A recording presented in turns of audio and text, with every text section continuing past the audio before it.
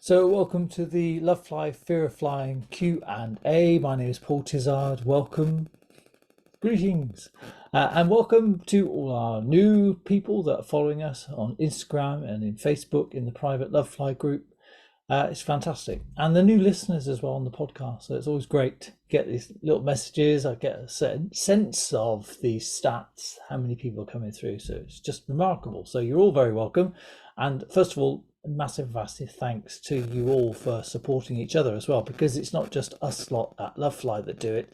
It's actually a team of people, some we've never met, who go out their way to help you. And just please keep doing it, because that's the amazing thing which makes this group so great. If you're in the Lovefly group, but also I see it on Instagram as well, people writing little posts, and sometimes on the little comments bit on the podcast. The Lovefly podcast, you can listen in lots of different places, such as Spotify and Amazon and Google. So it's out there. Excuse me, I just got some water, which is also blue Gita, you may notice. So let's have a look at all the questions. Okay, so Aphrodite, you have said, what happens when an airplane is in autopilot mode and due to turbulence or weather conditions needs to change altitude? Is it changed automatically?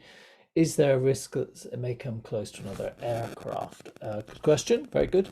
So as you know, I'm not a pilot, but obviously having spent 25 years listening to pilots talk, and also being cabin crew many years ago, and having run these courses and things, thousands and thousands of people come through it, you do over time start to pick up lots of useful bits. And so one of the things I know about this is that in terms of what pilots do when they need to change altitude, well, most of the time it is on autopilot. And if you ever sat in the flight deck, which I've been very fortunate to do, it's just they adjust. There's a little dial thing where they just change the altitude on it. Obviously, nothing happens without everybody checking. So in terms of can you come close to other aircraft, I think if you can imagine this, that when you go on an autobahn or a freeway or a motorway and you're driving along, you feel like you're on sort of like a solid piece of tarmac. You're driving along and it's just solid, and you're on a track, and you can't just suddenly go off on another track. They're all prescribed, they're carved out, they're set in stone, literally. So if you could imagine the same thing up in the air, but the difference being you've got a miles separation between you and the got to get this right. It's 1,000 feet separation above and below you, and I can't remember how far it is in front. I think it might be 2 miles, 2.5 miles. It doesn't sound like very much, but you're all set at certain speeds. So nobody does anything without checking with air traffic control. But also, it's not just that, because on the radar, that what the pilots, and one of our pilots used to say, and God bless him, was Peter Dunlop. He said, you build up a situational awareness. So once you get up, you know who's around and what's around, and you get a sense of every other aircraft, and you're all talking to each other on the same route, but also on the other routes that are set at different altitudes all the way across. So if you imagine like these, although you can't see them, you've got like 300 to 500 tons of metal going along at like 500 miles an hour. Can you imagine just the force of that on its own track, and its set speed, a set height, a set distance from everybody else? So these envelopes or bubbles that protect each aircraft, they're not compromised. So I can't think of the word I wanted then. So you can imagine that going along. So turbulence, etc., etc. If they need to change altitude because of that, and again, it's for comfort, not for safety. They check in with people. If they check in with air traffic, they don't do. Nobody does anything, and one pilot doesn't do anything without checking with the other pilot. So everything's all about checking. Okay, so hopefully that will answer that one. Okay, so Rachel says, I'm due to fly to London Heathrow next week, and the anticipatory anxiety has started to kick in. I've been a member of Lovefly for nearly 2 years, woohoo, and I've done quite a few short flights in this time with great success. Brilliant. Having put the work in with the group, the podcast, etc., I haven't flown long haul since 2017, which predates my fear, inverted commas. I think what is worrying me is the most is getting a bit of a panic during the flight and knowing I'm up there for 14 hours. Yes, you are. Any tips for breaking up such a long flight and managing those anticipatory nerves? Well, so the first thing I'll say is Pete Higgins' tip around chunking up the flights is the thing for long flights, because think of it like this. If I said to you, you're going to go on a coach journey, all right, for 14 hours, you've got toilets, you've got refreshments, okay, but you can't get off the coach. What would you do? Well, you think about that when you think, right, how do I entertain myself? It's the same principles. It's nothing different. It's a mode of transport that's just traveling for 14 hours and you're stuck on it. Okay. The difference is, probably on a coach, if you get up and walking around and stuff, people get a bit annoyed because you just got the one aisle, haven't you? And if you just stood at the back, stretching your legs, people would go, oh, for goodness sake, get out of the way. But on an aircraft, you can do all of those things. Particularly the larger the flight, you might have two aisles, you might have the one aisle, but you've got galley areas where you can go and stand and chill out and just have a drink, and so you can move around and do stuff. But just think of it like that, because it's no different really. And you just think, none of us would just sit for 14 hours ever. And so we'd be bored out of our heads. So you've just got to think of it like logically, like, well, how would I entertain myself for that amount of time any other way? Okay. Anticipatory anxiety. So a lot of people who are nervous flyers, I've never been a nervous flyer, say that this is one of the last things to go. So I would take massive comfort from that, because the people who have gone before you, and you've done amazing stuff. Let's be honest, I've seen your name come up lots of times. You've done amazing progress. This is just the next step, and it's the next evolution of you beating your fear. I've also got to do a connecting flight Newcastle to Heathrow, and I've never done this before. I've only got a 90-minute connection time at Heathrow, so I think that's also adding to the nerves. I'd be the same. 90 minutes is actually quite good.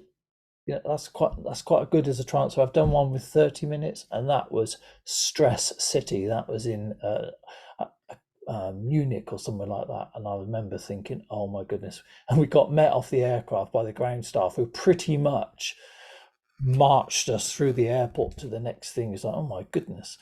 So 90 minutes is quite a substantial amount of time. If you're going between terminals, then yes, it is going to be a bit tight. However, that what you're talking about is normal stress. I think I would challenge anyone not to be stressed out by that. Now remember that you are expected on that flight and your luggage is going on it, so it's more of a pain in the arse to get you off the flight, because then they've got to take your luggage off as well, and they've got to reconcile all that sort of stuff. So I just would think, if you obviously you might not have luggage on there, and then you're less of a pain in the arse, but you still got to be what's the word? Oh, my brain's not working today. De-somethinged. Taken off. There's a posh word for it. Airport speak. I can't remember what it is now.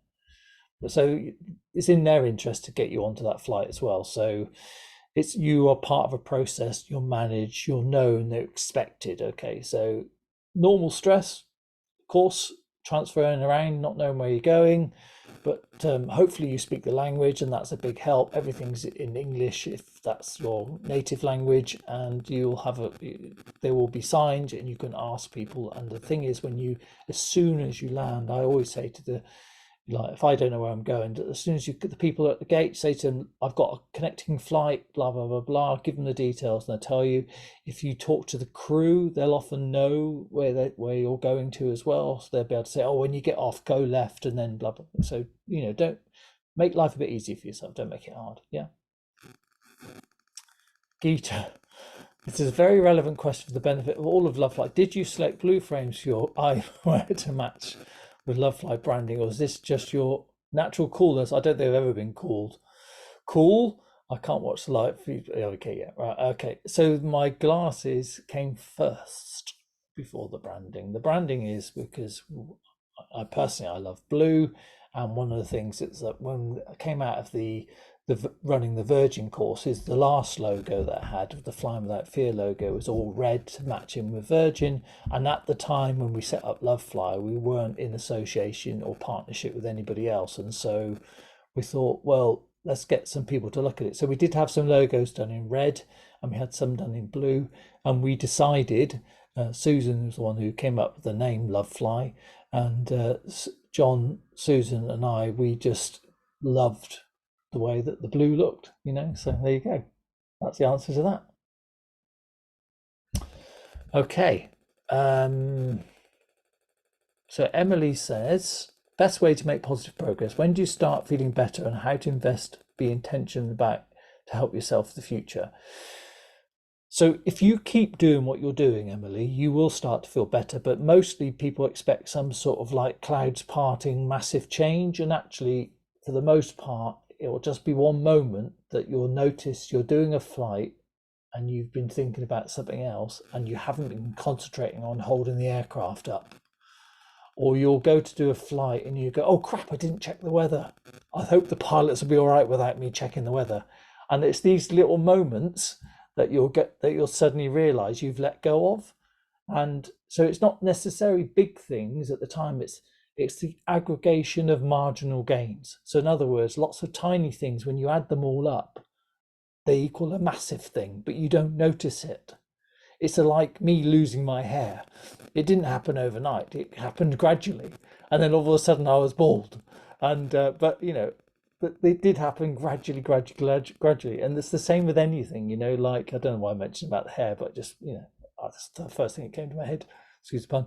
And so we have to look at it like that. It's just a build up of lots of tiny things, but you just don't notice them. So don't give yourself a hard time. I know you've been doing some amazing stuff. I've seen some of the posts you've said, and you've been helping others. Don't beat yourself up. Every time you help somebody else, you're reinforcing something to be true for yourself. And every time you do one of these flights, you push forward and try stuff. If you want to make massive changes, you've got to do massive differences. So in other words, if you wanted to feel significantly different, you would have to go and do something like, I don't know, go and charter an aircraft, or go and hire a pilot level simulator and do some sessions and that. And then you might notice some significant shifts quite quickly. But generally, I find the most sustainable and helpful way is just to keep doing what you're doing, chipping away at it, and eventually you'll start to notice some differences. But you just don't see these things as they happen. Rosalie, I thought I'd learned from the podcast that a longer, deeper safety check of the plane happens at the end of the day and a short one between flights. But for my last long haul flight, the plane left San Francisco at 2 p.m. local time, or midnight in Paris, landing at 10 a.m. I can't do the maths here, right? Okay, so I then took the plane at 12:30, landing in DC 8 hours later at 2:30. DC. Was the deep check done between the flights, or was it every other day for long haul? Okay, that's a great question, and I'll tell you why. Because it's really complicated, but the good news is you don't have to know. It's highly regulated. So every aircraft type manufacturer, they decide, and when they test it and say, well, okay, so how long does anything last on this aircraft? So any widget on any aircraft, they've lifed it. So unlike your phone and anything else that you've bought, it's been lifed deliberately, so it conks out about a time when you think, oh crap, I need to buy another phone. So if you take an iPhone, for example, most of the parts in your iPhone will conk out after about 2 or 3 years, maybe sooner, depends on how much use, but they've tested that to see how long it do, and things are lifed. The difference with aircraft is they life it with the most expensive parts that they can afford to put onto something. And then they say, okay, so if we know that thing will last 10 years, we'll change it at 5. So there's massive redundancy built into that, or capacity, or whatever word you find helpful. So they already know that it has a danger. It could at 10 years be, but probably at 15. But we think at 10 years this is what's going to happen in our tests. So we'll change it at 5, and let's not risk it. And that's the way that the principle that all things with commercial aviation are done. So when you land, that's already been decided how often it should be checked. And this is so strict that if it goes over those hours, the same with crew hours as well, that crew can have discretion, because we can say, yes, I'm happy to carry on for another 2 hours, but after that, I can't. I have to go and have rest. With aircraft, they'll say, right, at this amount of times it flights, or this many hours in the air, however many cycles it does. So for short haul aircraft, it'll be done on how many times it up and down, because you think you might have a 45-minute flight, an hour flight, that's lots of takeoff and landings, so the wear is then on the undercarriage, and so then the checks will be around that much more frequently. If you're doing long haul, they're flying for like 9 hours, 10 hours, 15 hours, or whatever. So the undercarriage is not being used as much. So the checks will be slightly. So the way it's all thought about is like every single flight, there is a plan. When it lands, something happens. Sometimes it might be a quick thing if it's like a short haul flight, but then at the end of the day, there'll be a longer check. And then every so many months, it's even more intensive. And then every so many years, it's literally stripped back to the frame.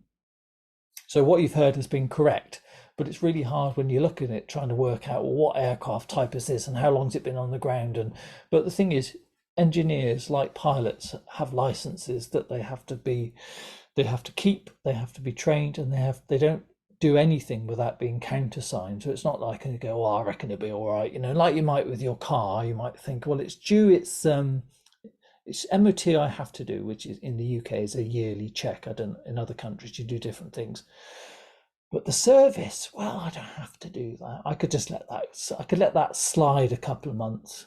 Well, you can't do that in commercial aviation. You can't go, well, we'll just ignore the car service because we can't afford it. We don't want to do it. We haven't got the time. You just can't do that. That's just not a rule. So I don't know if that helps, but that's how it works in commercial aviation. I just dropped my phone, which has got all the bits on it, in case there's any other questions. So let me just have a quick look, see if anything else has come through in the meantime. Thank you for the questions, though. They've been really good, which is great, because otherwise I would just be talking nonsense to myself. At least I can be talking nonsense to you. But hopefully there'll be answers that would be useful. And yeah, there we go. Thank you very much. And so the podcast this week is don't know. I've got a few that we could do.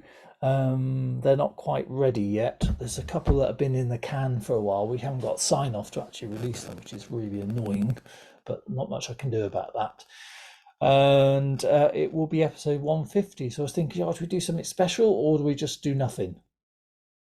I know that people like to regularly expect them. Who was it? Avril said to me, "Oh, when you didn't release one week," and I felt this deep sense of shame. So I apologise. But occasionally, just it just doesn't all come together in time. So there was a couple that were planned, and then they unfortunately got moved, and that's the way it goes. So if you ever do want to do the podcast, we love to get interviews, and so please keep coming forward. Massive apologies. Sometimes we stuff it up at our end, and that's on me. I've missed a couple lately where I've just suddenly realised I was doing something else. I've had to ask those people to kindly move it, so I always feel a bit bad about that, because I know a lot of people. Some people get very, very nervous talking on the podcast as well, even though we're just friends, aren't we? We're all friends. So thank you for tuning in. Thank you for the questions. Keep doing the support stuff, and I look forward to seeing you the next time. Take care. Ciao.